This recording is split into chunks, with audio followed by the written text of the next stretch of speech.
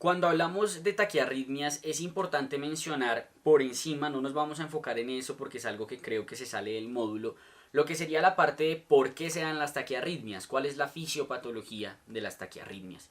Y lo que deben saber es que las taquiarritmias se pueden dar por múltiples alteraciones. Se pueden dar por alteraciones en el automatismo normal, es decir, nuestro nodo sinusal empieza a funcionar de una manera inadecuada, como ocurre por ejemplo en la taquicardia sinusal o en la taquicardia de la unión. También se puede presentar por un automatismo anormal en el cual las células que no deberían tener la capacidad del automatismo empiezan a adquirirlo y se comportan como extrasístoles o como focos ectópicos. Y también podemos tener lo que son los métodos digamos, determinados por un mecanismo de reentrada, en el cual lo que va a ocurrir es que tenemos un impulso eléctrico que se encuentra con un obstáculo, por lo cual el impulso eléctrico se bifurca en dos líneas o en dos, digamos, ondas. Una de estas ondas se bloquea, por lo que la otra da toda la vuelta, y cuando llega aquí, este pedazo que se había despolarizado ya está en periodo refractario, ya está, más bien, ya salió del periodo refractario y se quedan dos círculos, tal cual como pueden ver en esta imagen que está ocurriendo acá. Y eso se queda dando círculos. Estas reentradas pueden ser anatómicas o funcionales. Les comento que no es muy, pues digamos, me parece tan vital ahondar en lo que son todos estos conceptos fisiopatológicos, porque la verdad se mezclan entre ellos para generar y para perpetuar todas las taquiarritmias que vamos a ver a lo largo de este módulo. Sí me parece importante hablar un poco más de la parte de lo que serían los focos ectópicos, porque estas son las explicaciones de lo que conocemos como extrasístoles, complejos prematuros o contracciones prematuras. Entonces, básicamente, como les había mencionado previamente, cuando tenemos una contracción prematura, lo que va a ocurrir es que unas células que normalmente tenían este potencial de acción, que es el potencial de acción de las células de respuesta rápida, en el cual estas células dependen de alguien externo para poder excitarse y llevar a cabo su potencial de acción, adquieren la propiedad del automatismo. Y entonces este nuevo grupo de células pasa de tener este potencial de acción y empieza a tener el potencial de acción que ven acá, que es el de células de respuesta lenta, en donde tienen una fase 4, que es una fase de despolarización diastólica espontánea, la cual, sin depender de nadie, va despolarizando hasta que logra el potencial umbral y genera el potencial de acción. Y eso se va a traducir básicamente en el electrocardiograma en focos ectópicos, es decir, que de la nada un sitio diferente al nodo sinusal despolariza la aurícula, o un sitio diferente a lo que es el sistema cardionector despolariza los ventrículos. Entonces, cuando tenemos un foco ectópico en las aurículas, genera contracciones auriculares prematuras o complejos auriculares prematuros, y cuando tenemos un foco en los ventrículos genera lo que conocemos como contracciones o complejos ventriculares prematuros, que también los podrán encontrar bajo el nombre de extrasístoles ventriculares, al igual que podrán encontrar el nombre de extrasístoles auriculares, pero son exactamente lo mismo.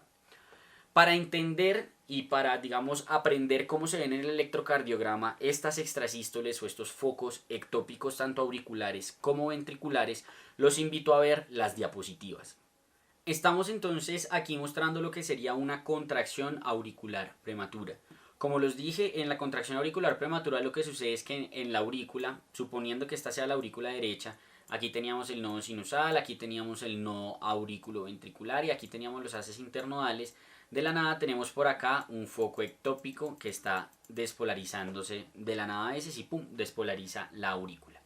Entonces, ¿qué es lo que va a suceder? Cuando este foco ectópico despolariza la aurícula, no lo va a hacer en el sentido normal, que es como habíamos explicado en el módulo de electrocardiograma normal, de superior a inferior y de derecha a izquierda, sino que, por ejemplo, aquí este despolarizaría hacia allá.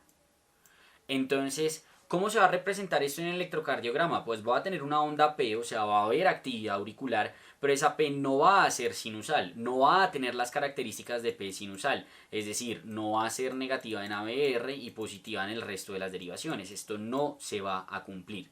Entonces me voy a enfrentar con una P que no cumple con las características de las anteriores, y es importante que esta puede como puede que no genere un QRS, es decir, a veces conduce a los ventrículos y a veces no, dependiendo del estado en el cual coja el nodo auriculoventricular. Si lo coge en periodo refractario no va a conducir, mientras que si el nodo auriculoventricular ya salió del periodo refractario sí va a conducir. Entonces, usualmente en el electrocardiograma, ¿cómo vamos a sospechar que estamos frente a una contracción auricular prematura? Porque vamos a tener un paciente que tiene un RR irregular. Usualmente esta es la forma en la cual lo vamos a ver. Tiene un RR irregular, pero lo que nos vamos a dar cuenta es que en el RR irregular, en los sitios donde se presenta esa irregularidad, nos enfrentamos a una P no sinusal y lo característico es que tiene un TP acortado. En el módulo de electrocardiograma normal yo les dije, el intervalo TP incluso dudan de su existencia, pero para mí sí existe porque sirve para diagnosticar esta patología precisamente. Entonces veamos el electrocardiograma para mostrarles el ejemplo de qué es lo que me estoy refiriendo. Entonces fíjense cómo tenemos esta que es la P sinusal. Tenemos P, QRST, P, QRST y me doy cuenta que el RR es irregular. Y cuando yo analizo por qué el RR es irregular me doy cuenta que estos son iguales, son iguales, son iguales, pero aquí algo pasó. Y cuando me doy cuenta que aquí algo pasó, parece que fue que este como que se adelantó. Y si ustedes se fijan, miren cómo venía la morfología de la P, una montañita bien formada, bien bonita, y esta P está toda rara, incluso como que quiere ser negativa. Entonces, primer criterio, tengo una P que es no sinusal. Entonces ahí yo digo, bueno, muy probablemente sea una contracción auricular prematura. ¿Cómo lo confirmo? Con el TP acortado. Entonces, ¿qué es esta vaina del TP? Fíjense que siempre de la onda T a la onda P mide exactamente lo mismo, pero miren que aquí se nos acorta casi que a la mitad.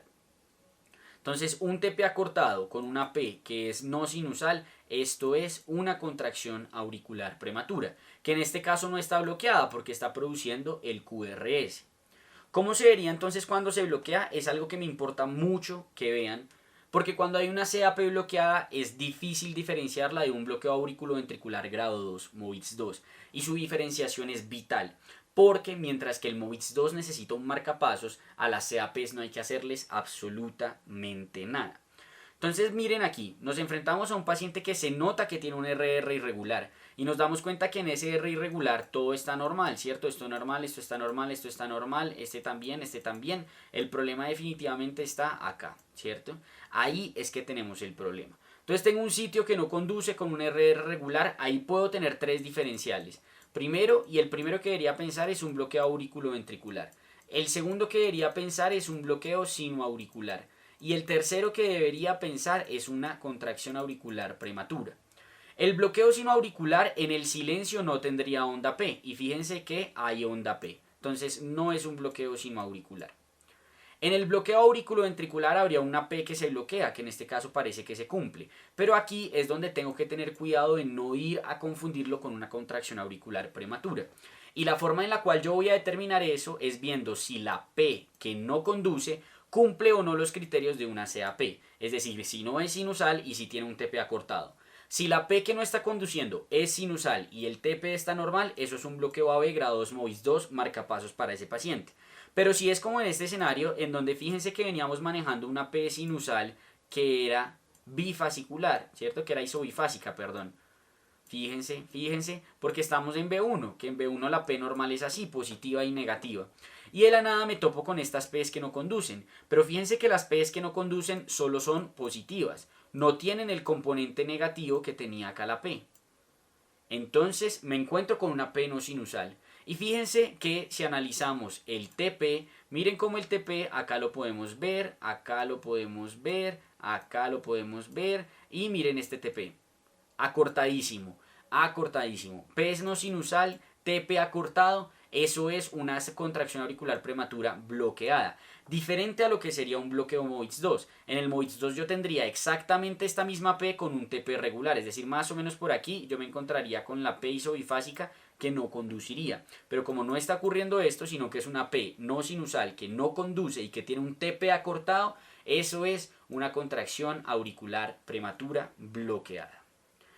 Hablemos ahora de las contracciones ventriculares prematuras o extrasístoles ventriculares o complejos ventriculares como dicen algunos que se les debería mencionar porque en ocasiones no producen una contracción como tal. Pero bueno, digamos que son vainas más como de semántica. Las extrasístoles ventriculares o contracciones ventriculares prematuras creo yo que son el diagnóstico más fácil de evidenciar en el electrocardiograma. Porque va a ser un electrocardiograma en el cual de la nada van a tener un QRS ancho, de la nada, un QRS ancho que va a tener ausencia de onda P y va a tener una pausa compensatoria. Es decir, no hay una onda P que lo preceda, que lo esté generando. Fíjense, teníamos un paciente que venía P, QRST, P, QRS, T y luego pum, de la nada nos sale un QRS súper ancho sin onda P que le preceda y además está haciendo en este caso la pausa compensatoria. ¿Qué es esto de la pausa compensatoria? Fíjense que si la frecuencia cardíaca no se hubiera, digamos, si no se hubiera presentado esto conforme a la frecuencia cardíaca que yo vengo manejando acá, aquí hubiera estado el otro QRS y aquí hubiera estado el otro. Es decir, la pausa compensatoria quiere decir que este bloqueo, digamos esta extrasístole, vuelve por así decirlo a meter en periodo refractario a lo que serían las aurículas y lo que va a ocurrir en esos escenarios es que se hace una pausa en donde vuelve a empezar el ritmo sinusal justo en donde hubiera estado si esto nunca hubiera existido. Es decir, si nunca hubiera existido esto, aquí hubiera habido P, QRST y luego hubiera seguido esta, tal cual como está ocurriendo en las anteriores. O sea, este QRS, este ciclo cardíaco, estaría exactamente en ese punto en el cual está, así no hubiera existido esa extrasístole ventricular. A eso es a lo que nos referimos con el término de pausa compensatoria. Las extrasístoles ventriculares en ocasiones vienen así aisladas o pueden venir en dupletas o tripletas. Pero si son más de 3, eso es una taquicardia ventricular o en su defecto, pues si mide menos o si tiene una frecuencia menor a 110 latidos por minuto sería un ritmo ventricular. Pero lo común es que sea una taquicardia ventricular no sostenida. Y en otras ocasiones ustedes se van a dar cuenta que estas extrasístoles vienen de forma rítmica, es decir, van a tener lo que conocemos como bigeminismo, trigeminismo o cuatrigeminismo. ¿Qué quiere decir eso? Quiere decir que va a tener un número de QRS normales y luego una extrasístole. Entonces, bigeminismo quiere decir que tengo un QRS normal y luego extrasístole. Luego otra vez QRS normal y luego extrasístole, da cada dos. Trigeminismo serían 2 QRS normales, una extrasístole. Cuatrigeminismo sería 3 QRS normales, una extrasístole y así sucesivamente. Habiendo entendido entonces lo que son las contracciones auriculares prematuras y contracciones ventriculares prematuras, podemos proceder ahora sí a hablar propiamente de las taquiarritmias. Y lo primero que tenemos que mencionar cuando hablamos de taquiarritmias es su clasificación. Las taquiarritmias se pueden dividir en taquiarritmias supraventriculares y taquiarritmias ventriculares. Dentro de las taquiarritmias supraventriculares tenemos las taquicardias supraventriculares paroxísticas, en donde está incluida la reentrada nodal y la reentrada auriculoventricular, el flúter auricular, la fibrilación auricular, la taquicardia auricular multifocal. Por su parte, en las taquicardias ventriculares tenemos la taquicardia ventricular monomórfica, taquicardia ventricular polimórfica y fibrilación ventricular. La forma más fácil en la cual podemos diferenciar si nos estamos enfrentando a una taquiarritmia supraventricular o a una taquiarritmia ventricular es analizar el tamaño del QRS. Y por eso, por ejemplo, algoritmos como el ACLS nos proponen dividir las taquiarritmias así en complejo ancho o en complejo estrecho. Porque usualmente un QRS estrecho indica una taquiarritmia supraventricular, mientras que un QRS ancho indica una taquiarritmia de origen ventricular. Sin embargo, hay que tener en cuenta que al igual que siempre existen excepciones a la regla. Y estas excepciones a la regla pueden ser en las cuales las taquiarritmias supraventriculares se me pueden presentar con un QRS ancho. No existen excepciones al revés, no existe una excepción en la cual algo ventricular se presente con un QRS estrecho. Teniendo eso claro, las excepciones en las cuales algo supraventricular se puede presentar con un QRS ancho son 3. La primera de ellas es lo que conocemos como el Wolff-Parkinson-White o los síndromes de preexcitación, lo que sería una reentrada auriculoventricular antidrómica, como explicaremos en el siguiente video. La segunda razón por la cual podríamos tener esta excepción son los bloqueos de rama. Tengo una taquiarritmia supraventricular, pero el paciente también tiene un bloqueo completo de la rama derecha. Como vimos en el módulo de trastornos de la conducción, los bloqueos completos de rama ensanchan el QRS. Entonces esa puede ser una razón y la otra es lo que se conoce como la aberrancia en la conducción ventricular. En ocasiones cuando estamos frente a estos fenómenos arritmogénicos, hay ocasiones en las cuales se producen enlentecimientos de la conducción ventricular, pero que son funcionales, no son anatómicos, es decir, no es un bloqueo de rama como tal, sino que por alguna alteración funcional del corazón se enlentece la conducción ventricular y esto me ensancha el QRS, como ocurre por ejemplo en la fibrilación auricular con el fenómeno de Ashman, lo cual explicaremos también en el siguiente video.